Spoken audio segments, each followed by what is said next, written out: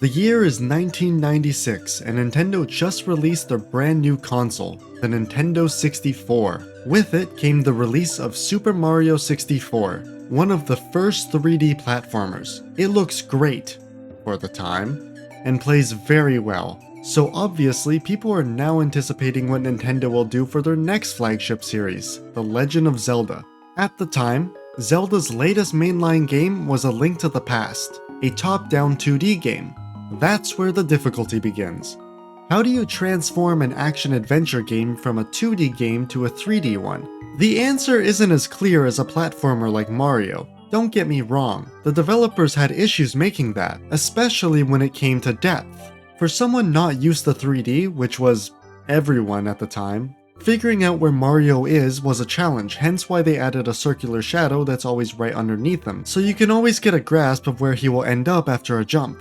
Now, this is a video on Zelda, so I'm gonna stop rambling about Mario, but the point is that translating a game into 3D is not an easy task. And there are many different aspects of a game that you have to think about now that you have a whole new plane to work with. Zelda fans would have to wait a while before getting their transition into 3D, but when they finally got it in 1998, it was so worth the wait. Ocarina of Time is currently the highest rated game of all time on Metacritic, sitting comfortably at a 99 out of 100. Yeah, it kind of looks out of place, doesn't it? But it's a testament to how well the game has held it together over the years. Before getting into the actual game, I just want to take a second to acknowledge this title screen. This is one of the most iconic title screens like maybe ever. It perfectly sets the tone for the adventure, Link riding around Hyrule Field with Epona, and that relaxing piano just gives a somber, melancholic vibe that just perfectly suits the game. And when the ocarina joins in to make the melody, it's just great. I love it.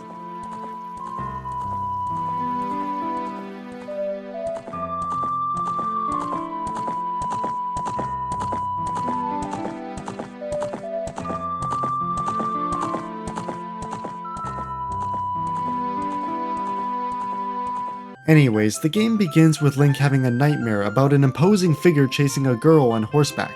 Shortly after, we are introduced to our companion Navi and the Great Deku Tree, the guardian of the forest that Link lives in. Then you get this super cool cutscene of Navi flying through the village, showcasing the technology and just what 3D is capable of.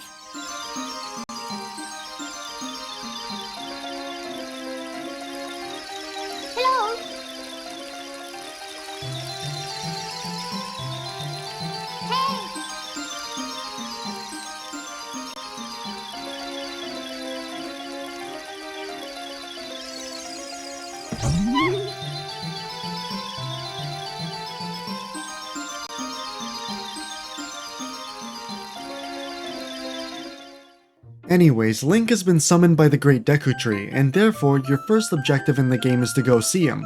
But you got this stupid kid in your way who says that you need a sword and a shield. So you rummage through the forest looking for rupees to buy a shield and steal the only sword in the entire village. Now you can finally get to the Deku Tree, and he informs you that he has been cursed, and you have to venture inside him to free him of that curse. So of course, Link just mindlessly agrees, and now we are at the first dungeon. Yeah, this game is remarkably quick to open. Future Zelda games prior to Breath of the Wild had longer openings designed to get you accustomed to the controls and get a feel of the characters before you're placed in any real danger. I appreciate that Ocarina of Time lets you learn by experience. Well, there are a bunch of optional tutorials before the dungeon, teaching you about Z-targeting, talking to NPCs, platforming, the basics. But if you know what you're doing, you can get to the Deku Tree within like 15 minutes. Whereas future Zeldas take like an hour to 2 hours to get you to the first dungeon. It's just kinda refreshing how fast it is to get into the swing of things when starting a new file. Speaking of the controls, the game holds up surprisingly well in this regard.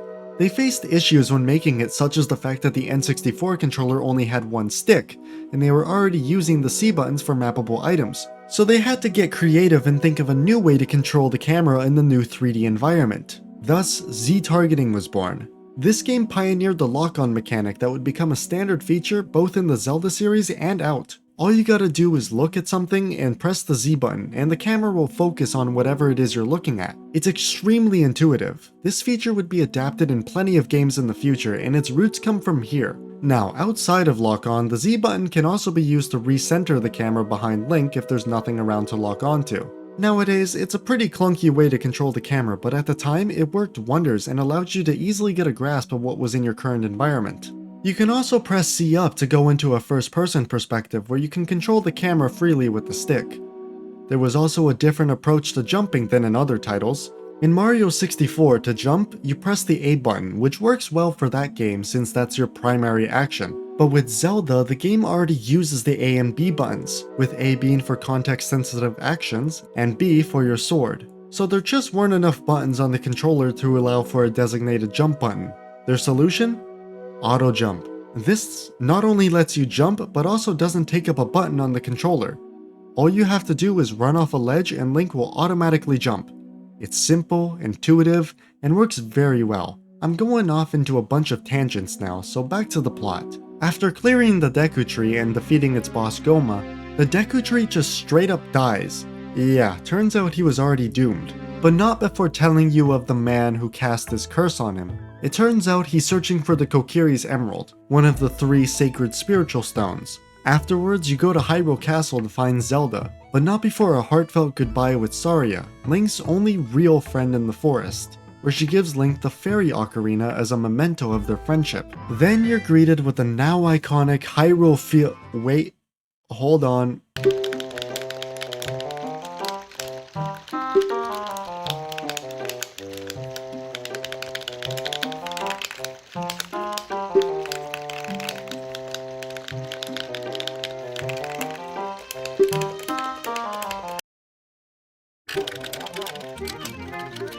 There we go. Now we get to see Hyrule Field. I just absolutely love the way the camera pans across the field to show its size, which was extremely impressive at the time. In the present day, obviously game worlds are a lot bigger and packed with more content in them, but back in the day, the thought of crossing a vast open field was very appealing and showed what games could do not only technical-wise, but immersion-wise as well, even if the field itself didn't have all that much to do in it. Anyways, once you see Zelda, you're tasked to find the remaining 2 spiritual stones, and as you do, you'll encounter a number of settlements and races across Hyrule. It's actually pretty amazing how much diversity is in this game.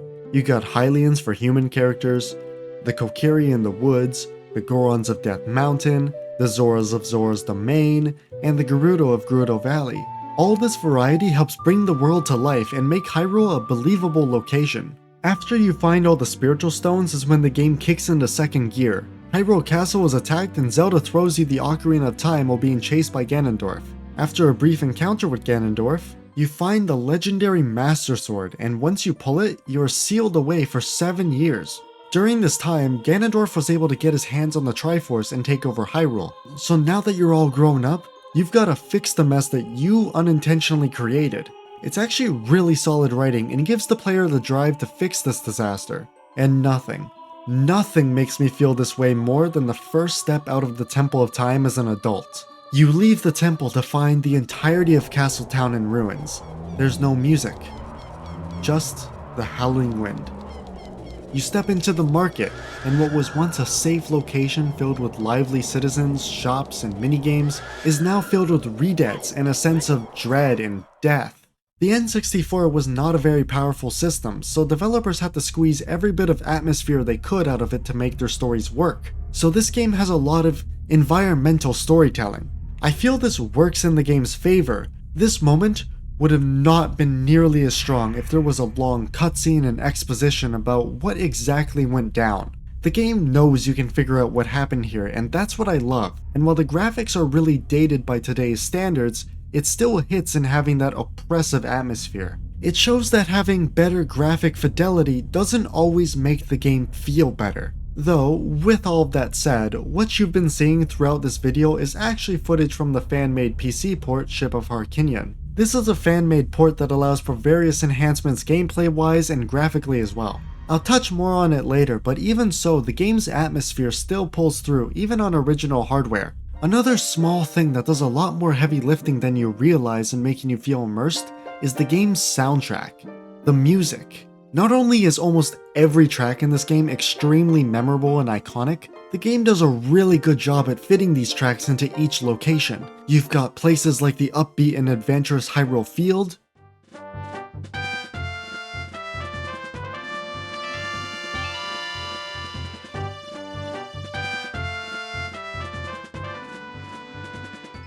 the peaceful and relaxing Lon Lon Ranch,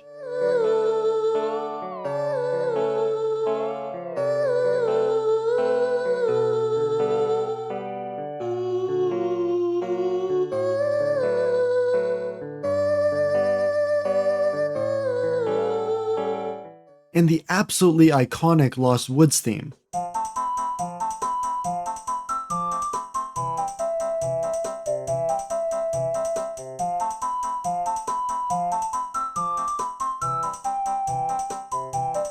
All of the tracks in the game help give you that sense of adventure that I just can't get enough of.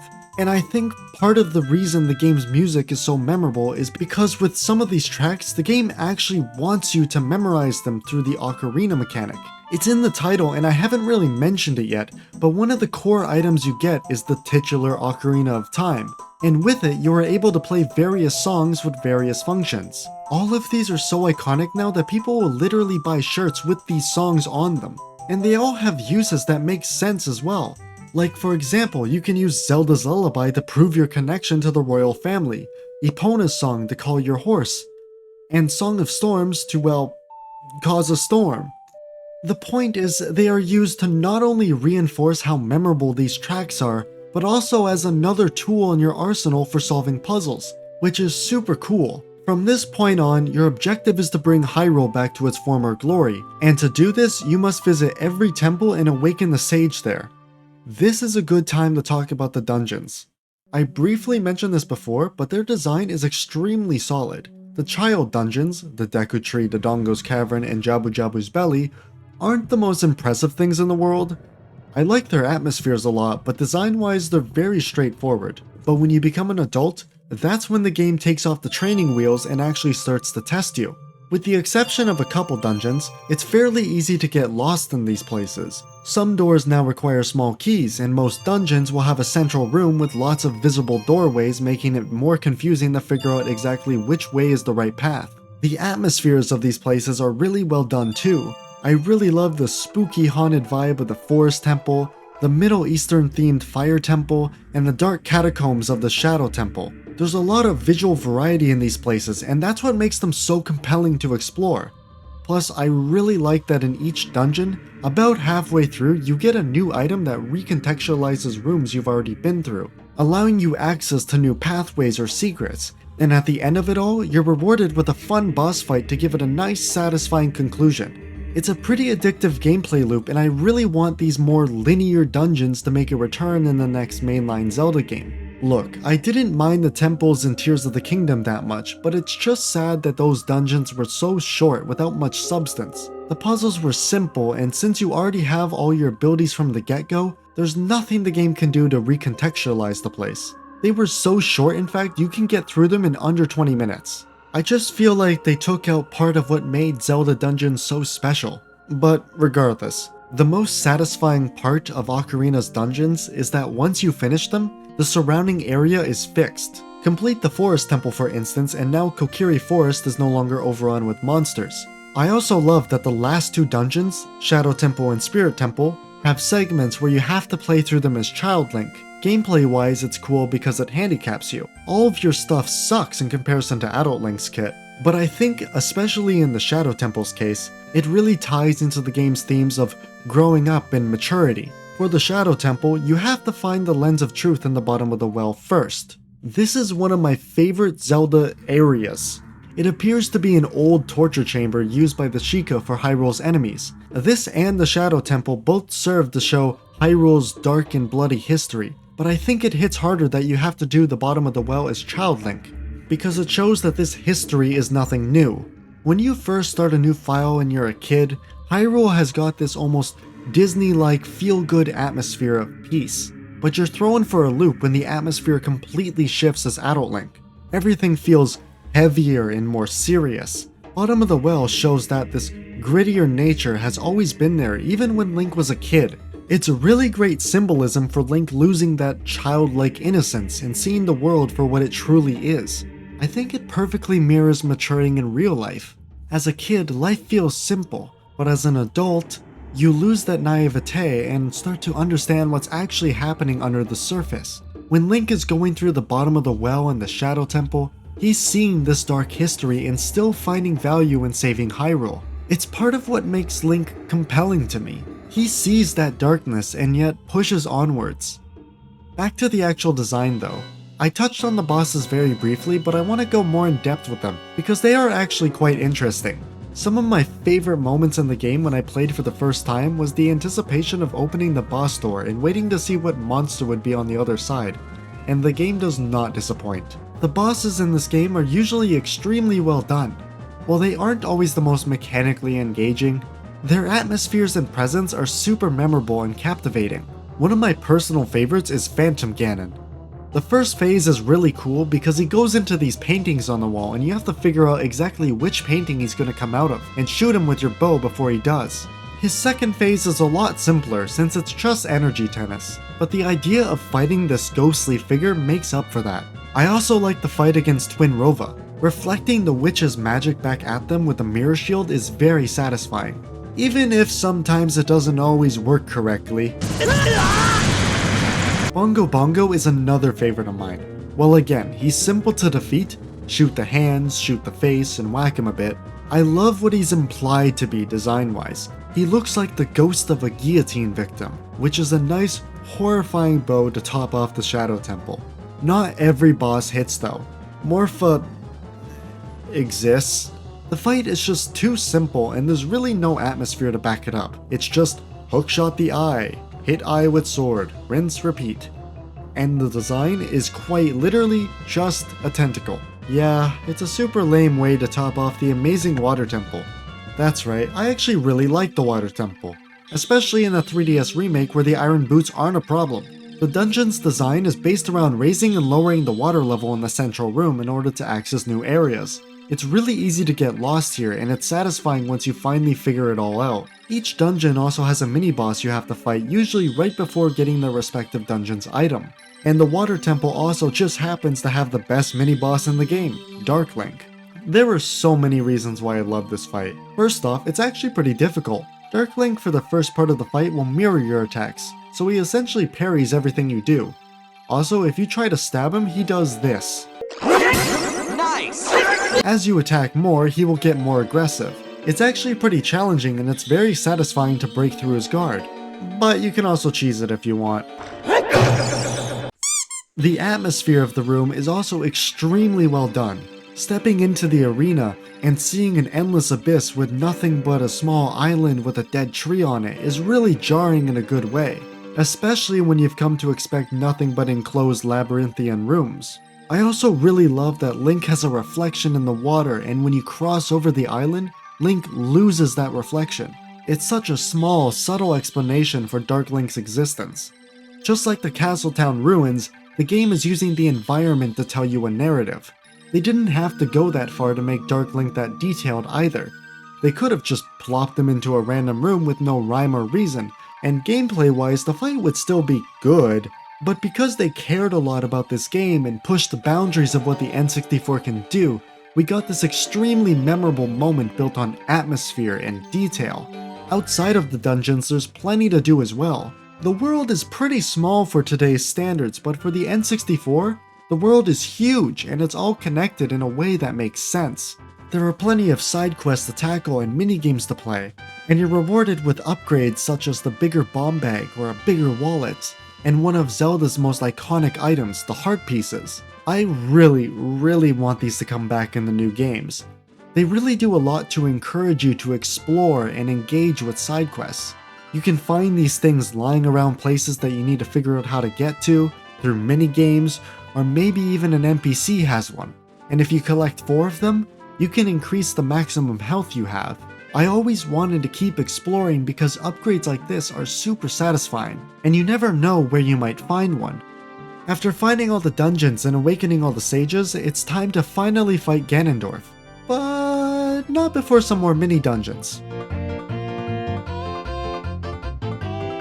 Okay, now it's time to fight Ganondorf, and while his first phase isn't all that special, just some more tennis, his second phase is really well done. But before you get to any of that, he tries to collapse his own tower and crush you within it, so you gotta get out as fast as possible.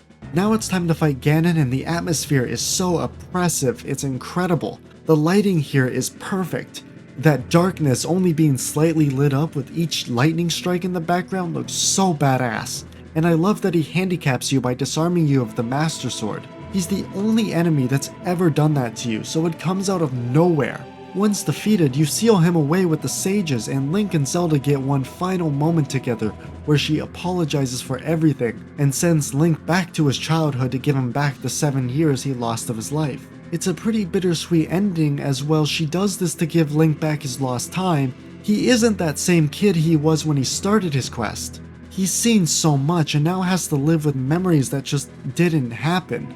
Not only that, but the only one who understands him, Navi, leaves him shortly after he returns the Master Sword.